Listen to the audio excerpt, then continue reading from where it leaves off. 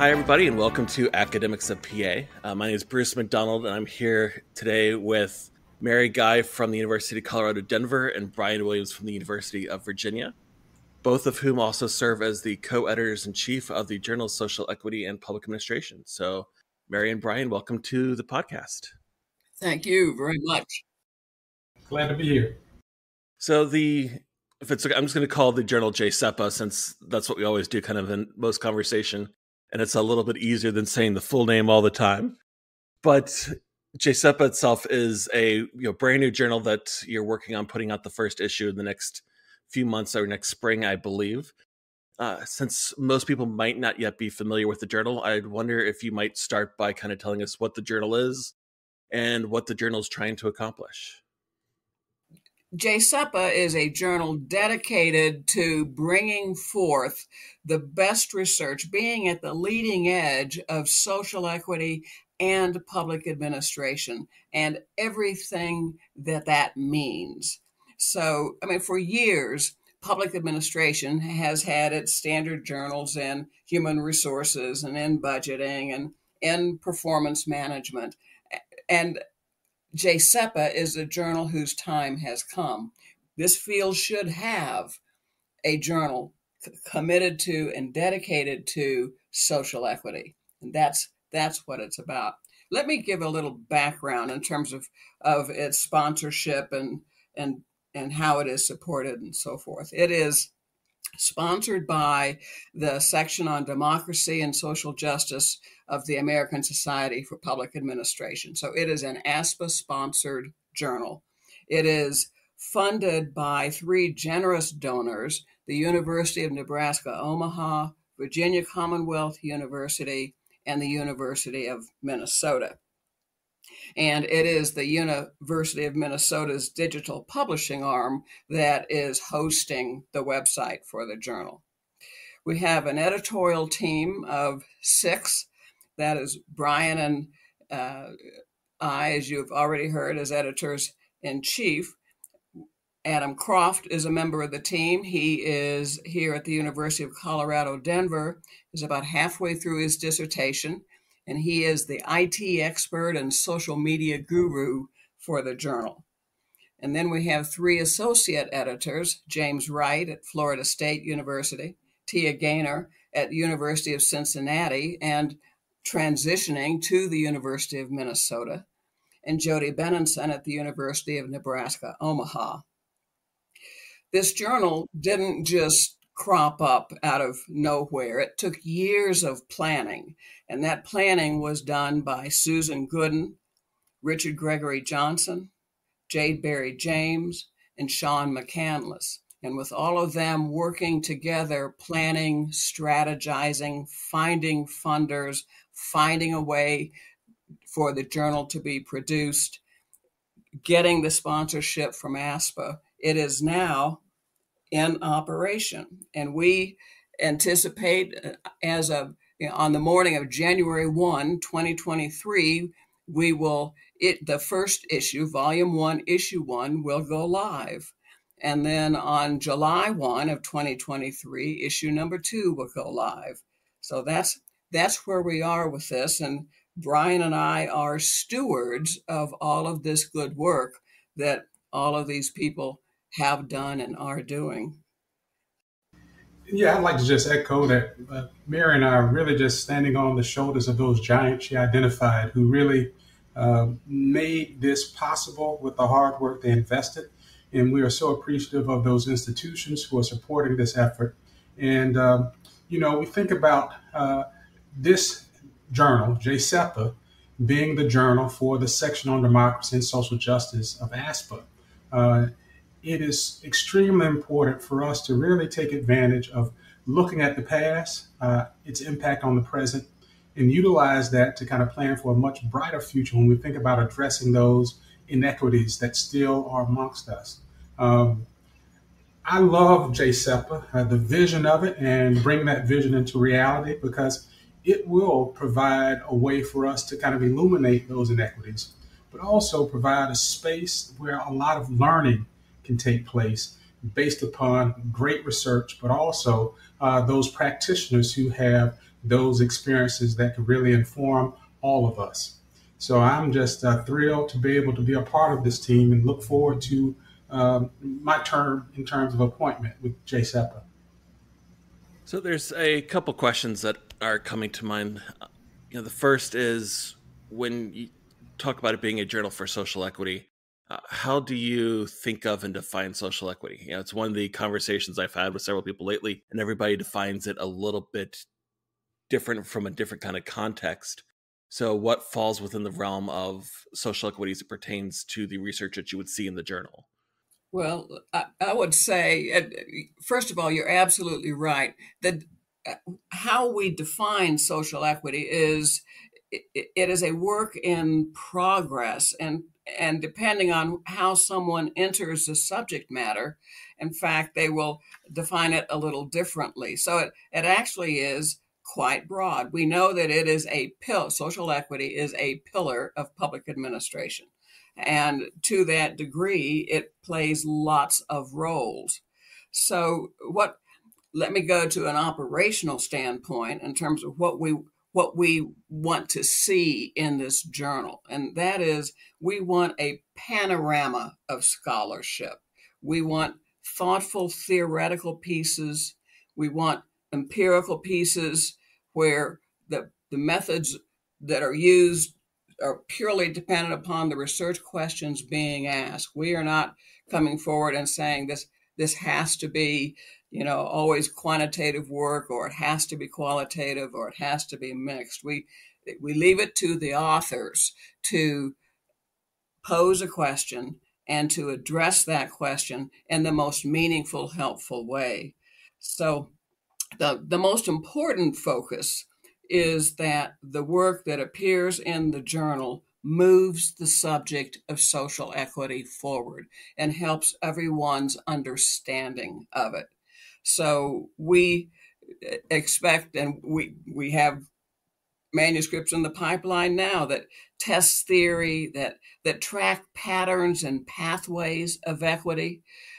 We look forward to seeing some experimental work that would advance what we know about human behavior in the quest for equity.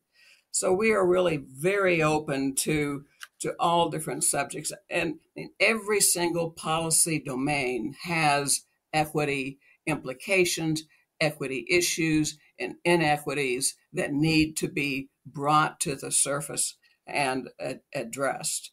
So there's so much out there that is just so important. And we see this journal as a journal that's in this for the long game, that's going to be here, that's going over the years. Its pages will reflect the thinking of the times about equities and inequities, and we will see that progress. I'd like to add just a little to that as well. When we think about social equity and the examination of social equity, think about maybe 4 issues, right, that surround that: access, process or processes that are fair, quality, and outcomes. And we're looking forward to continuing to receive, manuscripts that really focus in on that, but across, the various policy domains. But also, it's just not a focus here domestically within the U.S., but also internationally. So we're looking forward to receiving some pieces from international scholars who might kind of present some comparative kind of work as well. Anything that better informs us, better inspires us, better motivates us to do what needs to be done. And what I mean by us, both scholars as well as practitioners. The journal itself is open access, which I think is incredibly important for journals in this day and age. For one, having an open access journal allows a little bit more socially equitable access to the journal, so anybody who wants to can have access to it. But you've mentioned practitioners a couple times. What's the connection between the journal and practitioners? How do you envision that working? I see it as a great opportunity to kind of bridge the research practice gap. So we have some components when we think about our theory to practice features, inclusive of the racial healing component, as well as the promoting social justice component. But also there's some opportunities for equity audits to be done.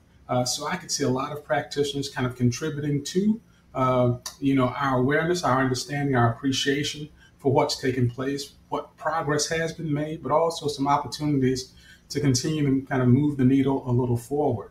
So we see this again as being this learning space that's open access. Doors are open, doors aren't closed. And I think that will really allow JSEPA to flourish, to blossom, but also to make a real meaningful difference.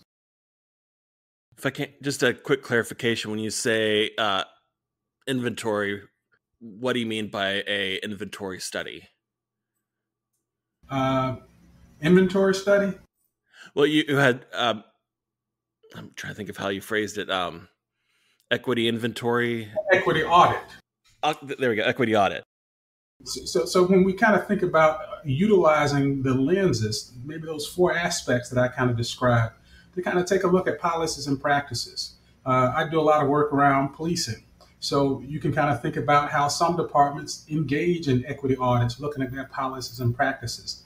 Are their policies and programs really making a difference instead of just producing outputs? Let's think about the outcomes and how that might impact different populations across those jurisdictions. So there are tremendous opportunities for those practitioners to kind of share with us what they're learning, what they're grappling with, and that might inspire us to kind of think about new research questions, new things to test, to explore. But I just see this as a great kind of learning space.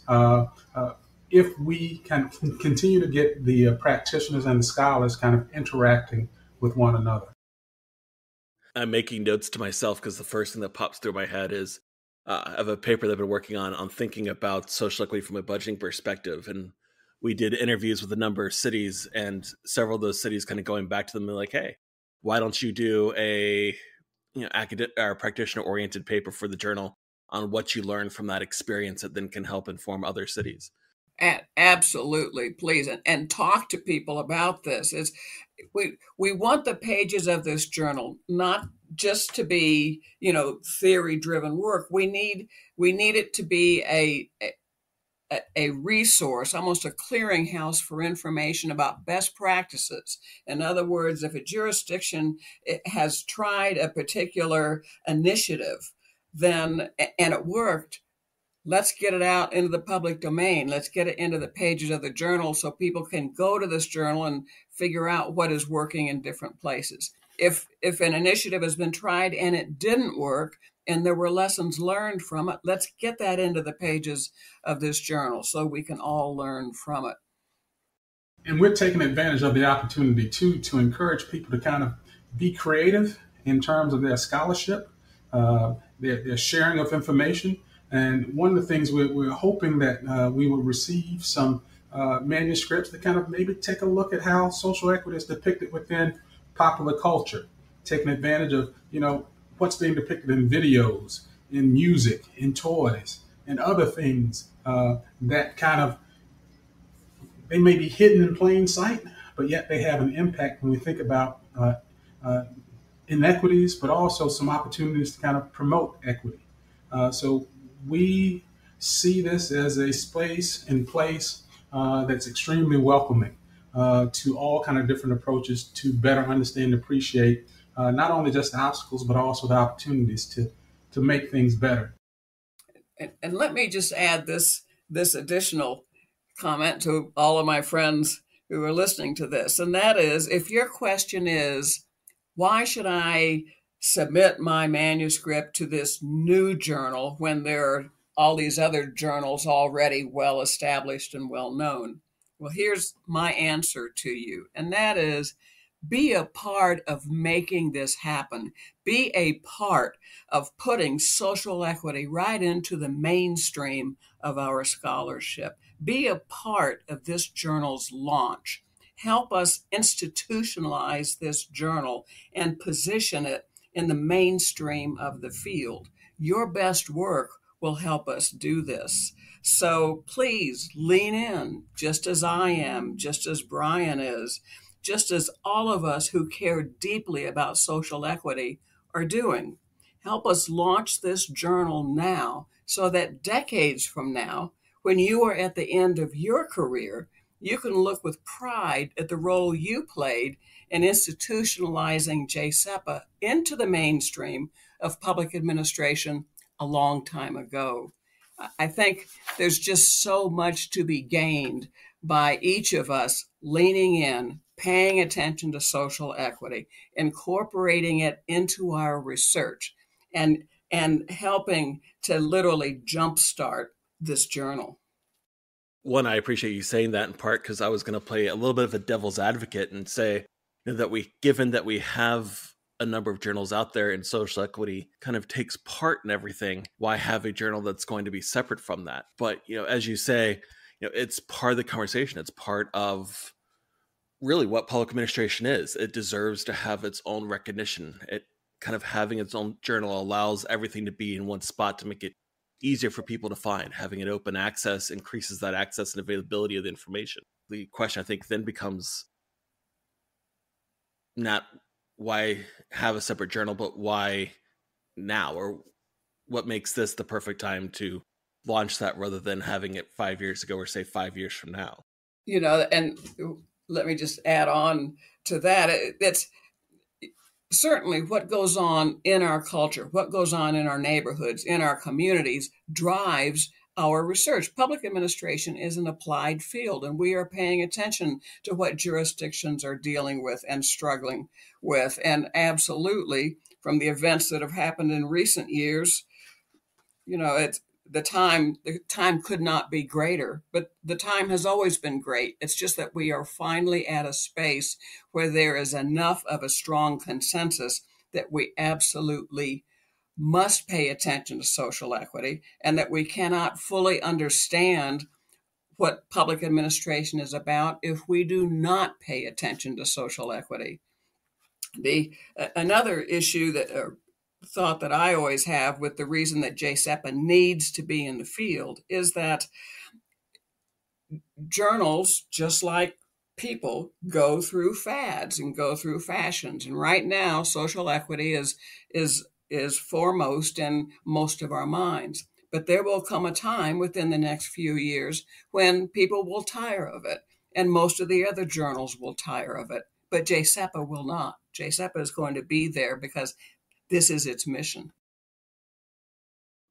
Sorry, I'm thinking through the idea of it being a fad, which I hate to acknowledge, but that's definitely, I think, one of the concerns a lot of people have. I'm a budget and finance person. What we pay attention to in budget and finance changes dramatically based off of what's going on around us in society. Absolutely. I mean, right now there's an interest in equity and budgeting. Well, how long have we been studying budgeting? We've been studying it, as long as we've been studying anything in public administration. But, right now the topic of equity and equitable budgeting procedures and priorities and examining that which otherwise is simply not looked at. It's time to do it. But we need to just have this built in so that it is always just seen as part of the architecture of public administration and public administration scholarship. I'd like to kind of say something and really what continued to reinforce to me the importance of JSEPA is something beyond just being an academic pursuit. Think about Buffalo and think about what I see, at least from my perspectives, some of the linkages to a lack of cultural understanding, awareness, historical awareness around inequities, around policies and practices that can take lives, if you will, when I think about it. And that's an opportunity for us to kind of keep this in front of people, that we do have challenges within our democracy. And as those who are committed to serve the public, safeguard the public, here's yet another opportunity to kind of utilize practice and scholarship to really save some lives, to affect the quality of life of fellow residents, not only of the U.S., but across the globe too. So this is really important to me as a person of color to really keep it going beyond my time period, and hopefully, once Mary and our tenure is up, someone else will carry the baton, advance it further down the road than we have. I think you make a really good point about, their equity issues are always going to kind of be there, even with everything that's going on and the attention we've been paying. There's still instances like Buffalo that have happened, and as long as we have any kind of racism or hatred in the world, that's always going to be there, even if we can, minimize it. I'm going back and thinking there's a paper that was written about as a reflection of Minnowbrook 2 that mentioned that, social equity really wasn't talked about at Minnowbrook 2 because they had, felt it had run its course and kind of been resolved in the field, which certainly it hasn't. The perception of it at that time, maybe it had been to a certain degree, but these are issues that we as a society always have to, address. Oftentimes, we look at the fruit instead of the root, right? Sometimes things in seasons, fruit. But as long as the root is in place, that fruit will be produced, right? So JSEPA not only looks at the fruit, but also seeks to address the root problem that produces those fruits, if you will. And that's something that we have to be in it for the long, long run. Because I think my understanding at this point about the human condition is we discriminate, we make judgments, and that's a part of our human nature. Those are our weaker angels. So JSEPA can be used as a way to heal and promote, those fissures that exist within, the human existence, within societies, but also to continue to challenge us to try to do things better, to think of one another, to really embrace, whoever the other might be, because oftentimes that's how we've been kind of conditioned. So, again, to me, JSEPA is more than just an academic pursuit. I think it's something that could really impact global society in a very positive way. And that's why I'm committed to its success. And I echo everything that Brian said. You nailed it, Brian. That's excellent. And let me just, I had to sort of laugh when you talked about Bruce, when you were mentioning Minnowbrook 2. I was at Minnowbrook 2, and all the conversation was about interconnectedness and collaborations, and you're absolutely right. People sort of, when it came to the issues of social equity, people sort of yawned and said, well, been there, done that, and we're intrigued with the new shiny. But what the conversation that didn't happen was who was being left out of all of those interconnections, who was being left out of all of those collaborations. And just as with whatever is going on in our HR policies, in our budgeting policies, and the way we set up performance measures, there is always pushback when there are advances made, and those who are advantaged have to make room at the table.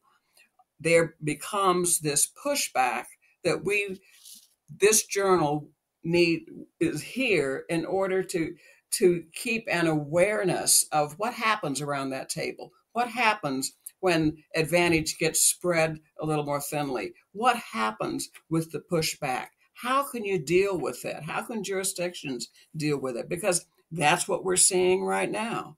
It is part of culture, and JSEPA can be right at the leading edge of paying attention to that all the way along, so that we don't forget it and we don't go just on to the new shiny. We pay attention to these very important, basic, essential elements of what good public administration is all about.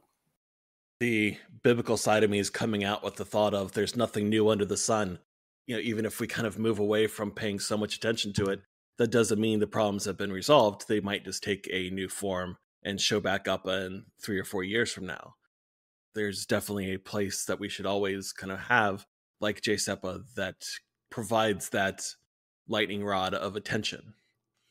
And I love that idea because I think we can get a little comfortable, right? There's a quote I often use. in order to bring comfort to the afflicted, you have to afflict the comfortable. And I think that's a process that needs to continue at all times. How do we prod ourselves to be even better? At the University of Virginia, I love one of the sayings of our president, being a good and great university, right? How can we be a good and great, public administration? How do we resist, resting on our laurels, but to continue to kind of think about, well, how can we do things better? And this is an opportunity for us to kind of keep that focus, to afflict the comfortable, to think about how do we make sure that we are serving the least of these in the most humane way, being considerate of the past policies and practices, and to kind of really take advantage of the opportunity that we have now to kind of form thinking about an American context, a more perfect union. And I see JSEPA again serving as that bridge and doing exactly that. One of the things that you have as part of the launch of the journal is a mini conference that's being held this fall. It's one of the things I kind of really like about how you're setting it up as starting the journal with here's a group of people coming together for conversations around what social equity is, what's going to happen with the research, etc. From the perspective of your positions as editors, what are you hoping comes out of that workshop? What are you hoping to achieve as it relates back both to the journal and social equity research more broadly? I'll give a quick answer, and then Brian will give a full answer. My quick answer is that my hope is that as all of us are there engaging in discourse and dialogue, that it brings social equity to such a center of how we think about things, that everyone who leaves there leaves with an idea for their next research piece, their next manuscript, their next collaboration with the practice community, or ideas that will lead to contributions to JSEPA so that it will help expand the manuscripts that come to the journal and the breadth of coverage of issues and areas and ideas. And we also hope that this will provide a platform to go from words to actions, right? To motivate, to encourage us to continue to engage in research, but also that action-oriented research, producing outcomes and not just outputs. I'm reminded of a quote from Ralph Waldo Emerson, I think is attributed to him. Basically says what lies behind us and before us are but tiny matters when compared to what lies within us. And that's what I'm hoping we would leave that gathering in October with an appreciation for, yes, there are some obstacles before us based upon those things of the past. But if we work collaboratively, intentionally, equitably, we can address them. But we will have to continue to address them because these problems just won't go away. It's a part of that human experience. But we just see this gathering for a summit that centers, equity in all that we do in terms of research, scholarship, teaching, policies, and practices, that it will have that kind of rippling effect, not just within the academy, but beyond the academy into our communities and neighborhoods. The Gathering for a Summit is basically designed to have that effect, bringing together some leading equity scholars, but also leading equity practitioners, but also components within the summit to bring in folks from community to be a part of this process, because it will take all of us to really kind of mitigate, the problems, the issues that we face consistently. And I am a firm advocate that face-to-face discourse and dialogue is such a powerful way to engage our thoughts and our lived experience, and a way to learn that is just it is powerful in and of itself. So there's that value in it. And I want to emphasize again something that Brian just said, that problems of social equity are not going to go away. There will not come a day when we wake up and go, oh, everything is hunky-dory. It's not going to be that way, because part of the human condition is to have these continual battles between advantage and disadvantage. And it's up to us to be thoughtful about it, to always be paying attention to it, to be thinking about how to overcome the issues of disadvantage. So that's discourse, discourse, discourse. That's how we learn. And Bruce, one thing that we've been intentional about is kind of thinking about this challenge and the need for succession planning.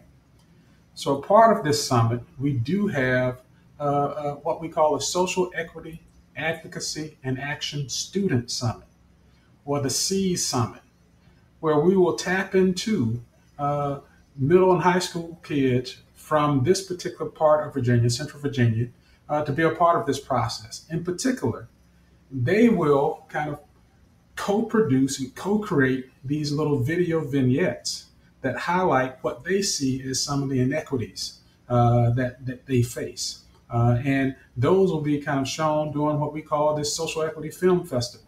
And then that will result in a discussion to kind of think about, well, again, we appreciate obstacles. Now let's kind of think about what are the opportunities to address them. Because I think it's important for us to prepare the leaders of tomorrow today with an understanding of, there will be new challenges on the horizon. Prepare yourself to address those. So we've been intentional in trying to kind of think about JSEPA, the launch of JSEPA in terms of the Equity Summit, to engage in this succession planning. So you'll have senior scholars, you'll have more junior scholars, you'll have graduate students, but you also have some high school and middle school students who will participate in this process, embedded with some practitioners too. So we really look forward to this particular effort to really make a difference globally, and not just locally, not just regionally, not just nationally, but globally. Okay, I have to admit that's actually fairly cool. I had a question all lined up, and as soon as you start talking about incorporating the high school and junior high students, my question went out the window. In part now, I just want to watch the videos that they produce, but there is something of value in bringing in people early. For one, it gives them exposure to the public administration field, but then social equity research and engagement within public administration. So it helps to kind of raise people up in the field, but also raise people up who are going to be interested in making these kind of changes and making this kind of effort to improve society. So I think that's actually really neat. And you just take a look. I think this generation, will be a powerful force to address these challenges, because it seems like it's something within them. They're kind of thirsting, hungering to kind of address some of these issues. So exposing them to our field, to appreciate what we do, why we do it, and how we can go about doing it, I think it will be great. And hopefully we will see this later in a few years in terms of enrollment. When we think about our public administration, public management, public policy kind of programs at various institutions. No, absolutely. Yeah, thinking of the people who are in college or maybe recently out, climate change has always kind of been a big hot ticket issue for them. So, what is that next challenge for that generation who's coming next? Social equity is definitely something there. It's definitely something, since we are paying more attention to it, that they can work on challenging. So helping to raise up leaders within that, I think, is a fairly noble effort. I think it's a noble effort too.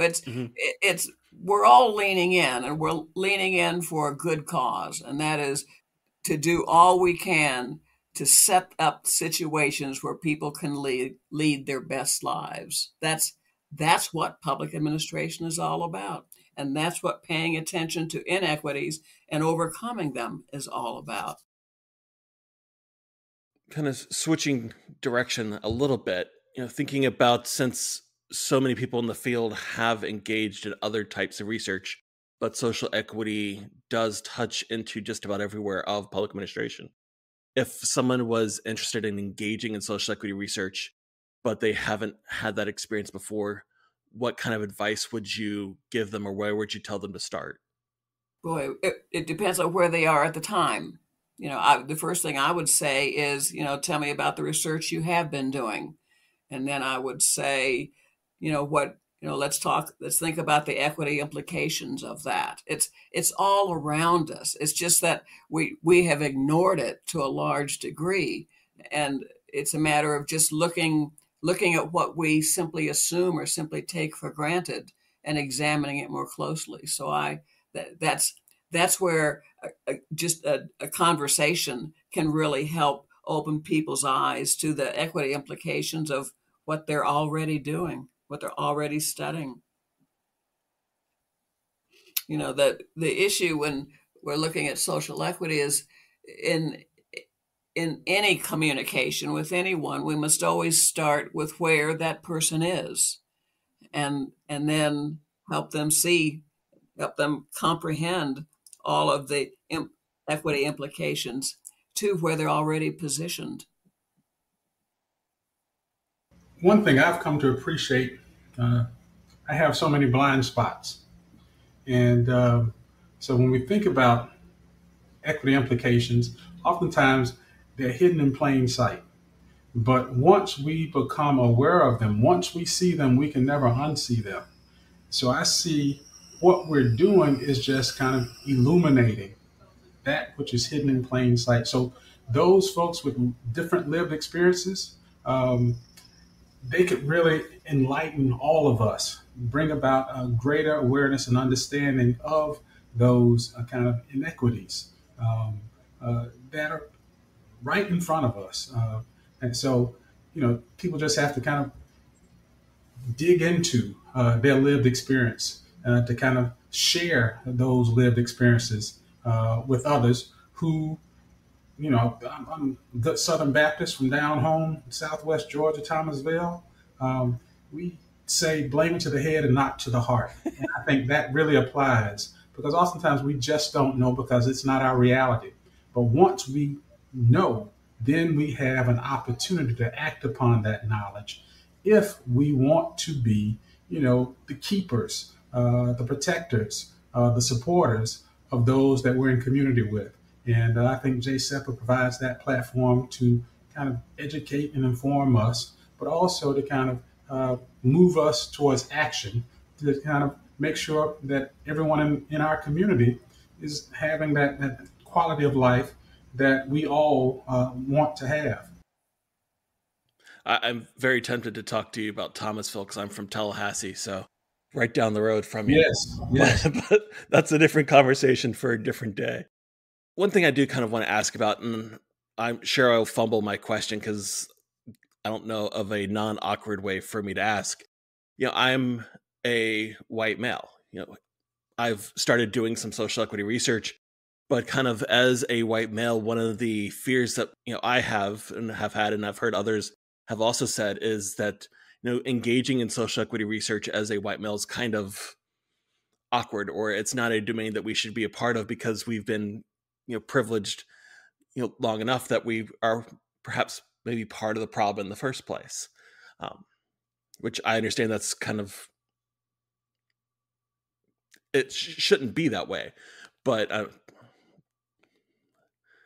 as I said, I'm going to fumble this question because I don't know a good way of asking it.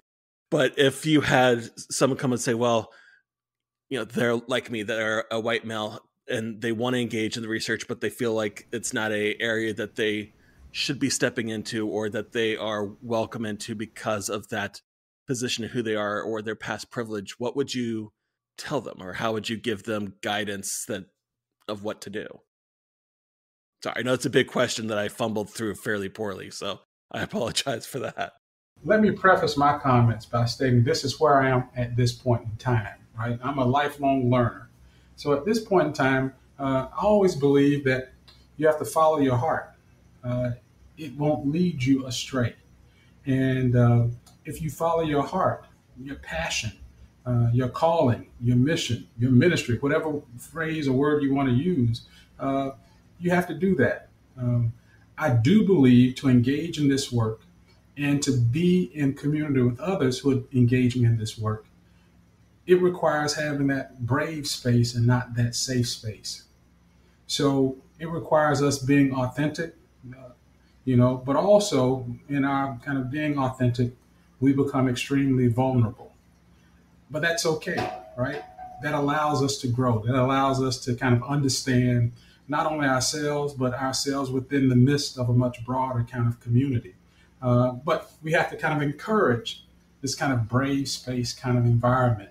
And again, I see JSEPA is, that burning space. That's a brave space where we bring who we are to, this particular platform. Uh, but with this notion of improving things. I am a big proponent of this. I believe in unity, but I don't believe in uniformity. And I think that's vitally important.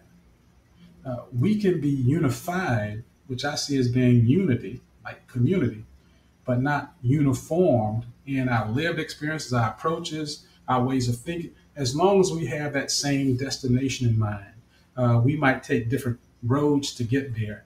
And any person who sees this and knows that this is their calling for their life work, hey, let them do it. But let them do it with an understanding that, as been said previously, you start where people are. And some people might be hesitant, might be resistant, and there might be reasons for that. But I believe in, also suspending judgment and extending grace, allowing people to develop, to grow. But we have to grow in the midst of each other, I think, by kind of being in community with each other. See, and let me echo that idea of being in community. That the goal is for all people to live in harmony. That's the ideal. That's the goal. There has to be room for everyone, and it is so important for white males, those who have had the benefit of the greatest advantage, to be aware of that, but to not turn around and say, well, social equity doesn't affect me. Well, of course it affects you. And it's it requires a degree of self-awareness, but it also is an opportunity to learn and to open your eyes to that which you just assumed was a given. And in fact, it may be a given for your category, whether you're white male, whether you're black female, whether you're Asian. I mean, depending on what it is, it's each of us has our own perspective and our own lived experiences and our own ways of interpreting research. And we have to think more broadly. But is there a space for you, Bruce, as a white male who studies budgeting? Absolutely, there is. I'm thinking back, there was a conversation on Twitter a few days ago. The UK version of AACSB that accredits business schools has a list where they rank journals every year. And they announced that one of the new conditions that they're going to consider when ranking journals is the diversity of the editorial team and the editorial board, which to me sounds absolutely amazing. But there was a large pushback to it on Twitter, in part because everybody who's on the committee who made that decision that that's what they wanted to start incorporating was a white male. And you're like, well, I get it. I was like, they're seeing that there's a problem. They're trying to help fix it. But the criticism was it wasn't their spot to fix it because they were the problem. Which, I mean, this is also the part of the problem of reading things on Twitter. It's not the friendliest of spots either. Change is difficult, which is what pushback is all about. That, when one's givenness, one's assumption of privilege is challenged, then it's as soon as you realize you're at the table and you've got to pull your elbows in, all of a sudden you're not quite as comfortable with this. And this is why social equity is such a dynamic topic. It changes. It will change in that particular case just with the changes to the editorial board. It changes things. It is always in motion. The work is never complete. Well, we've been going for quite a while, and I want to be as respectful I can of both of your times. So as we're starting to kind of end, is there anything about JSEPA that you would like to be able to plug or add that I haven't asked you about yet, or anything about social equity research kind of more broadly as well? The one thing I would say is to all public administration scholars is to bring your expertise to the table.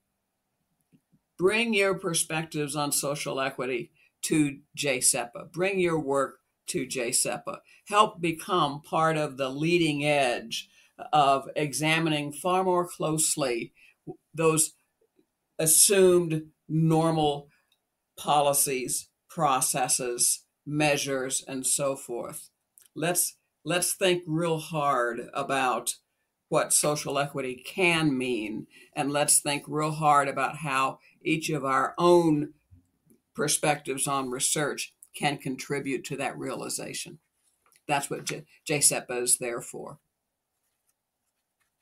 And I can add anything to what Mary has said. I concur wholeheartedly. Perfect. Well, in that case, I want to thank both of you for coming on today and for joining me to talk about the journal. Absolutely excited for January 1st for the release of that first issue. Thank you very much, Bruce. Thanks, Bruce.